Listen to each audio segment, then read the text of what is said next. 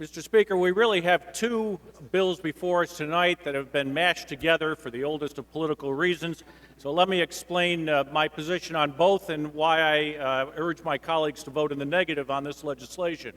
With regard to the ethics reform, the fact is that we are treating the hangnail and ignoring the cancer. When one person in New York State can contribute $1 million to one candidate, then not expect that they're not getting something in return, we are turning a blind eye.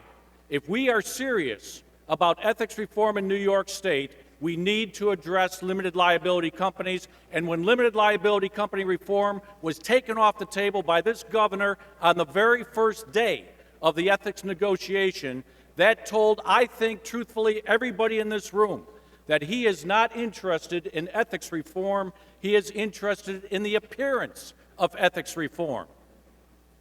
If we are serious about ethics reform, we know how to do it, and it is not the provisions in this bill. With regard to education, not only the first priority, but the only priority for education reform in New York State should be what is good for the children of New York State.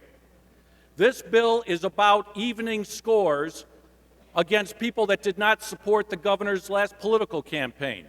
This bill is about deals done in back rooms in the last few days, the details of which most of us will never know. This bill is about doubling down on the Common Core, high-stakes testing, money for school districts. But this bill is not about what's good for our children's educations.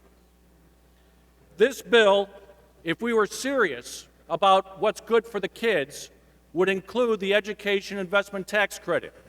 It would include a lot of things that are not in this bill, and it would not include the kinds of things that we have been discussing tonight. For that reason, Mr. Speaker, I will vote in the negative and encourage my colleagues to do the same. Mr. Nojay, in the negative.